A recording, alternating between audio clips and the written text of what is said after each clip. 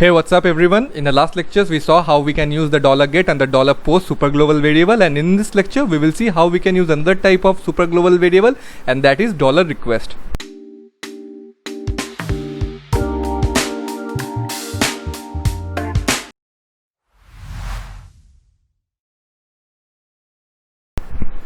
So here I have created a new file request.php which is inside our demo directory, and that is inside the htdocs folder. So what I want you to do, first open the file from the previous lecture, that is post.php, and those who are watching my videos and lectures for the first time, then please subscribe, and you can pause the screen and write it down or create a new form in this request.php page here. Okay, so for what we'll do, we will copy everything from this page right now. So copy everything, come here and paste it down. Now what we want to change here is that I want to change the action here, because I want this form to be submitted in the same page, that is request.php, so that I can process the data. So let's name it to request.php and let everything be same. So right now our form will get submitted by the post method, and we are extracting by using the post method. But what I want to show you, that if suppose I want to fetch the data here by using the get method, then what will happen? Let's save this and go to your browser, and here you can see we are in the localhost, then our demo directory, and here we have the file request.php. So let's open this. Okay, so here we are getting two errors, that undefined index title 1 and undefined index secret code 1. We will definitely get these errors because till now we haven't pressed the submit button. So when this title will set, when we will hit the submit button, so you can do a if statement here to check if the submit button is clicked or not. I will explain this later also when we will be doing the project, then you will get it more clearly, but for the time being I am just showing you this statement. If, then we need to write a statement called is set. So we will check if some variable is set or not, if some index is set or not. So here we will write the function is set, and inside here we will write $post, and inside here we will write the name of the index. So let's take this secret code 1.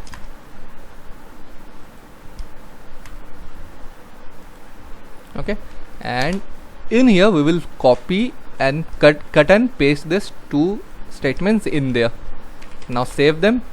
So what will happen now, that the control will come here and it will check whether the secret code 1 is set or not. Set means when it will get set, when we will press the submit button, correct? So if it is set, then we will display the echo statement here, and if it is not set, then it will not throw any error, rather it will not show anything. So let's come here and hit refresh first. Okay, see the errors are gone, we are not seeing any error. But now if I put in here anything like let me write my own name, okay, and in the password I'm typing 1 2 3 4 5 and hit submit. Okay, so we are displaying 1 2 3 4 5, but now we are displaying an error, that undefined index title 1. Okay, so one message we got, but the other we got error. Why? Because here you see we are sending the data by using the post method, and in here we are trying to extract the data by using this get method. So the error is coming from line number 14, because we are trying to extract the data by using the get method. If you go to the browser here, you will see the error is on line 14. So that's why we are getting the error, and we are sending the data by using the post method, and we are extracting the data by the post method, then there is no error. So how to avoid this type of error? Suppose you don't know how you are suppose someone other has prepared the form and they are sending the data to you. So you want to extract that data, but you don't know by which method they are sending it to you, whether they are using the post method or whether they are using the get method. Then what method will you use to extract the data?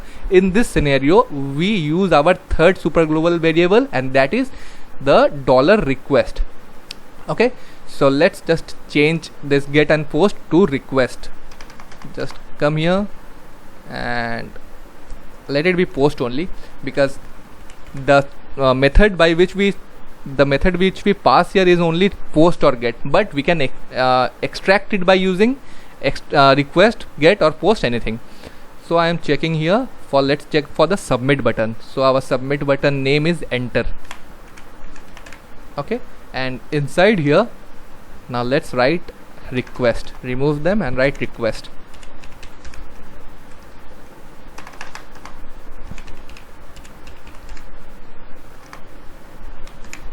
Now save this. Okay, so now I'm sending the data by using the method post. Fine. And here we are checking if this $post enter is set or not. That means this enter, right?